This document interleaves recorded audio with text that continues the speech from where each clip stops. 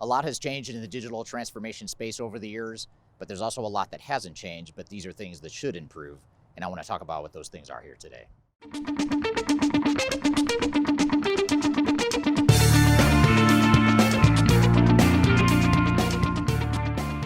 My name is Eric Kimberling. I'm the CEO of Third Stage Consulting. We're an independent consulting firm that helps clients throughout the world with their digital transformation journeys.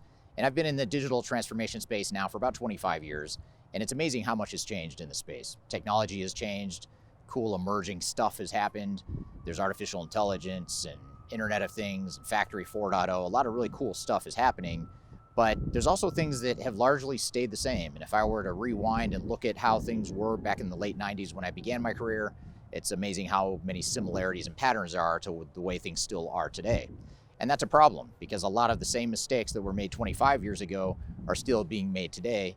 And what I want to do in this video is talk about what are those things that haven't changed over the years that should be changing right now.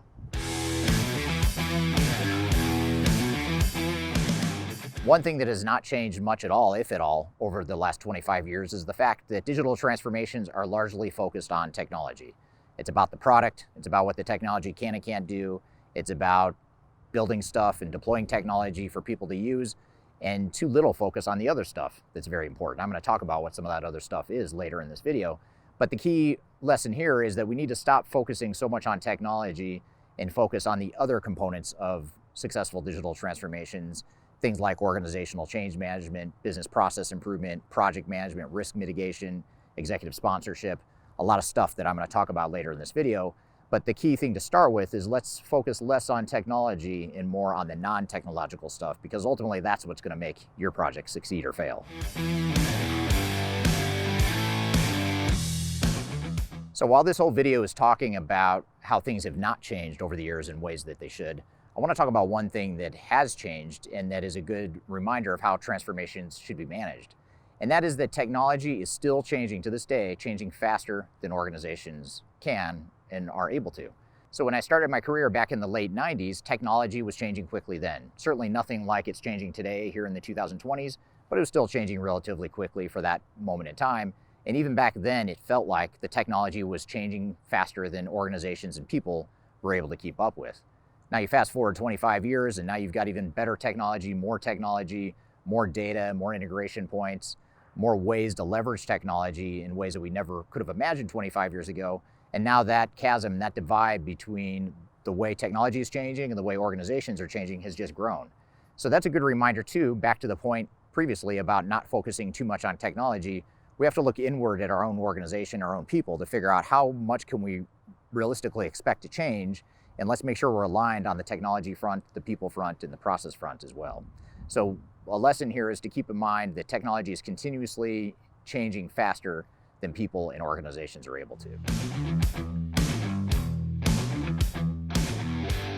Back in the late 90s when I started my career, there was a misunderstanding of change management, the people side of change, the human adoption side of change. That's still true today. In fact, I don't see much difference at all in the understanding of change management and the ability to execute change management effectively. Now, you certainly have things today that you didn't have before, like you have ProSci certification, so you can actually get formally certified in change management. So that's a big improvement in the industry. You also have employee adoption tools that allow you to learn better and teach technology better. That's been an improvement as well. But those are just two small components of what it takes to be effective in strategic organizational change management. And today, most executives and project team members still don't understand change management to the degree that they need to be able to plan and strategize and execute effectively on the change management front. So if we're ever going to change for the better and make digital transformation successful as an industry, we're going to have to figure out this change management thing, because that's what's holding back the industry probably more than anything at this point. I'd say the project management discipline is fairly mature. There's a lot of good training and tools and methodologies to manage projects effectively. But even with that, today and even 25 years ago, when some of those same frameworks were still in place, people haven't really been effective at project management in general when it comes to digital transformation. And it's not because they're bad project managers, it's not because the tools and the methodologies aren't out there, it's because there's a fundamental lack of understanding of how to project manage a digital transformation, which is much different than project managing other types of projects. So, for example, oftentimes project managers will focus on building stuff, building technology, building technological capabilities, but not focused on the organizational change component as we just talked about, or not focused on process improvement. So they're focused on the wrong thing. So maybe it's not that project management is poor, it's that there's a wrong focus or an inadequate focus on the things that matter most within project management. And this is something that has been a fundamental problem in the industry for as long as I've been in it. So the key here is to figure out how can we be better project managers by focusing on the right things within our projects and making sure that we're focusing more on the things that are likely to make your project successful and focus less on the things that are either not going to make your project successful and or are going to be money pits and distractions from what really matters. Just as there has been a fundamental misunderstanding of what change management is and what it takes to make change management successful for a digital transformation, executive sponsorship is something that hasn't changed much at all, or the lack thereof. Organizations 25 years ago struggled with the fact that executives weren't on board. They weren't supporting the projects the way they should. They weren't providing clear direction. They weren't making key decisions and tough decisions in many cases that needed to be made as part of their digital transformations, and therefore those digital transformations tended to flounder. That was true back in the late 90s, and it's true today, and honestly, I haven't seen that dynamic change much at all over the years.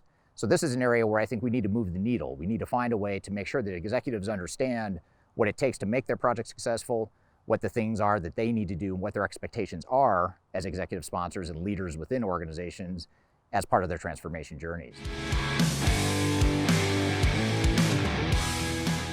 Now, a lack of focus on business process is actually something that has changed, but it's changed for the worse, and so I included it in this list anyway.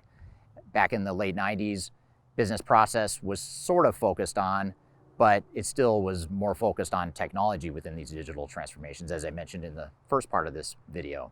Over the years, we found that organizations have tended to focus even less on business process management, business process improvement than they have in years past. Not by intention or not because they don't care about business processes, but largely because the technology is changing so quickly, and software vendors have done a good job of selling this vision and this concept that technology will drive business process improvements. And that's only partially true. In order to get real business process improvements and material business value enhancements to your organization, you need to define what that business process operating model is going forward.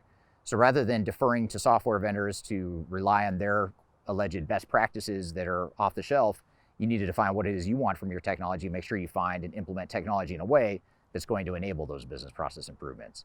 So one thing that needs to change for the better rather than for the worse is more of a focus on business process management and a more proactive focus early in a project on business process management, business process improvement.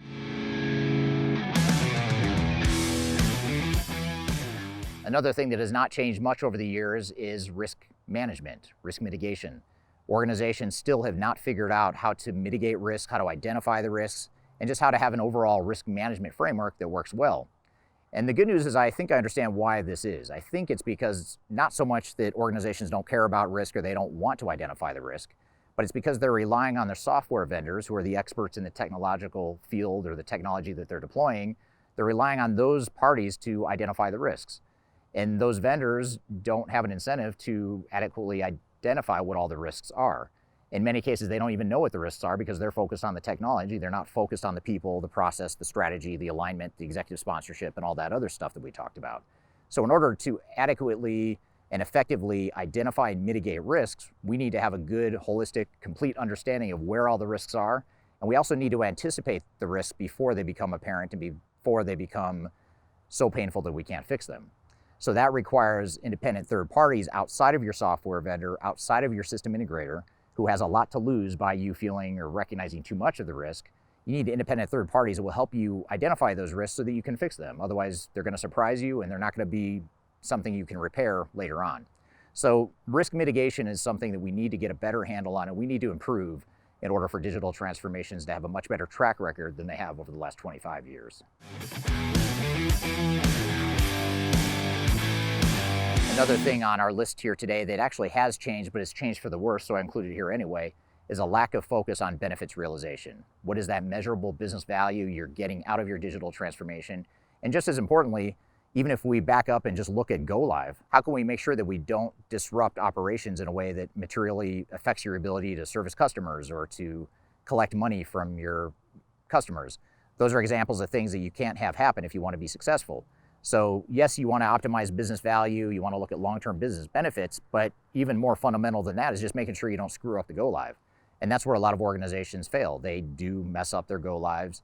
They have disruptive or disastrous, in some cases, go lives that mean they can't ship product, they can't close the books, they can't invoice, they can't run payroll.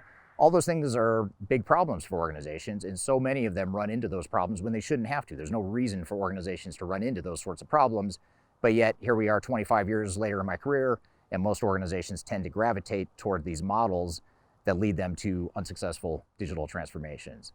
So these are just a few things to think about as we look back over the last 25 years. What are the things that haven't changed, and what should we be changing for the better to make sure that we have a better track record and better chances of success within our digital transformations? Now, for more information on this whole topic and this whole thought around what are the best practices within digital transformation, I encourage you to download our annual digital transformation report. I've included a link to that below. That covers everything you need to know about digital transformation best practices and software rankings, independent software reviews, and other things that are going to make your project more successful. And in addition to that guide, I've also included a number of other resources, white papers, videos, downloads, podcasts that I think will help you in your journey. So I've included links to that below. Be sure to check that out. So I hope you found this information useful, and I hope you have a great day.